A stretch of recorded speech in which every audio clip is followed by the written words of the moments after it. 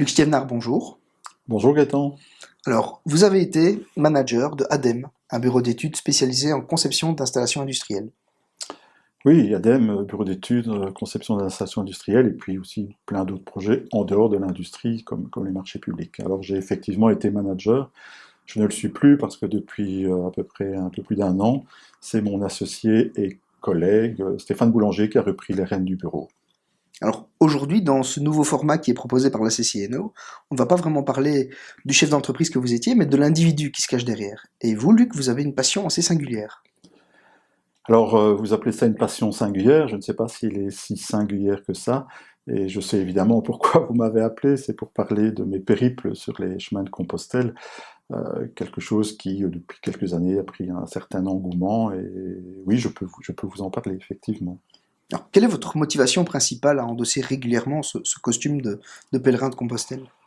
Alors, le costume du pèlerin de Compostelle, au départ, c'est un peu le hasard. C'est une gageure entre mon fils qui venait d'avoir 18 ans et moi qui me dit chiche papa qu'on fasse pendant 2 semaines à deux, on y aille marcher sur les chemins de Compostelle. Et donc, c'est clair qu'à son fils de 18 ans, qui propose à son papa d'aller marcher sur les chemins de Compostelle, on ne peut pas dire non.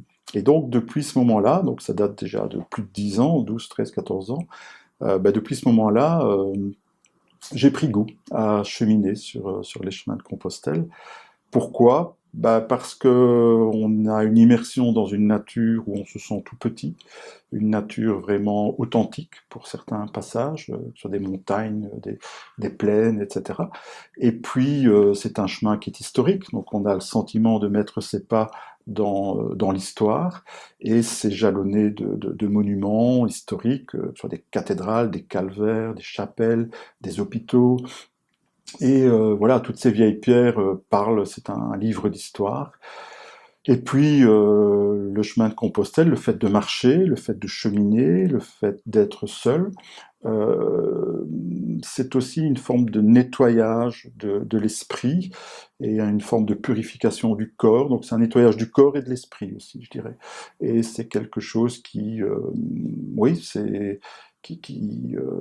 j'ai envie de dire qu'on peut être une forme d'être régénéré par ce, par ce périple. Vous venez de me dire que vous les parcouriez seul, ces chemins de Compostelle, mais on peut les faire aussi en groupe, à plusieurs. Alors oui, je le parcours seul depuis. En fait, la première année, j'ai fait effectivement avec mon fils, et après, je l'ai parcouru seul. Mais on peut. Certains le font en groupe, certains le font en couple, certains le font entre copains. Des groupes de dames le font entre copines, etc. Le fait, moi, je le parcours seul parce que oui, on est tellement dans une vie active, trépidante au niveau que ce soit familial quelquefois ou que ce soit au niveau professionnel. J'ai eu ce besoin. Je peux vraiment appeler ça un besoin quelque part de marcher seul et laisser aller les pensées au gré des pas et au gré de la pluie ou du vent. Il Voilà. commence où le chemin de Compostelle? Alors le chemin de Compostelle peut commencer là où chacun désire habituellement. Le chemin de Compostelle commence là. Vous quittez votre maison, vous claquez la porte, le chemin de Compostelle commence.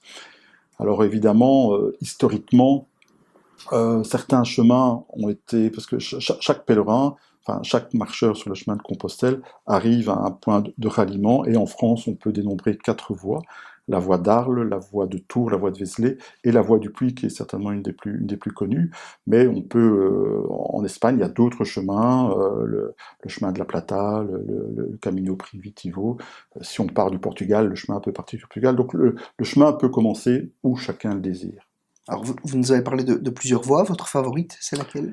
Alors, chaque chemin a sa particularité, hein, des chemins qui sont plutôt dans la montagne, d'autres dans des plaines un peu arides et sous le soleil, d'autres le long de la côte.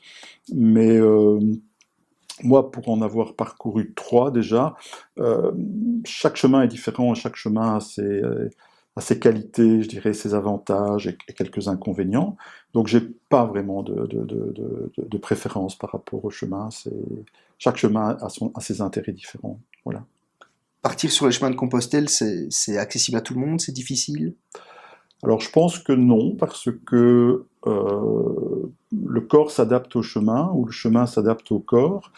On peut faire des longues étapes si on a la pêche et la forme, et puis on peut faire des plus petites étapes, on peut faire des pauses, etc.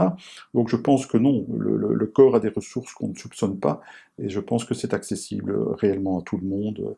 Je pense que la qualité primordiale, enfin, ce n'est pas une qualité, si on a envie de le faire, on peut le faire.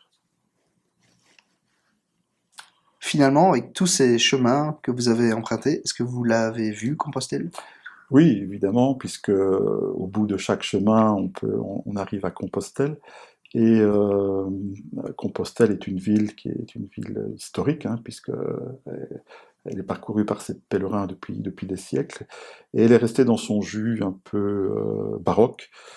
Il n'y a pas de voiture, donc il y a une atmosphère particulière, inscrite au patrimoine mondial de l'UNESCO, à l'instar de Venise, hein, toute proportion gardée bien sûr, mais donc c'est une ville qui est très, très addictive parce qu'il y a un mode de vie qui est relativement différent d'ailleurs, et c'est une ville historique comme plein d'autres villes en Espagne, hein, Tolède, Cordoue, et donc oui, c'est une ville qui quelque part a énormément d'attrait et peut être, qui peut être oui, qui peut être, on peut être addict de Compostelle.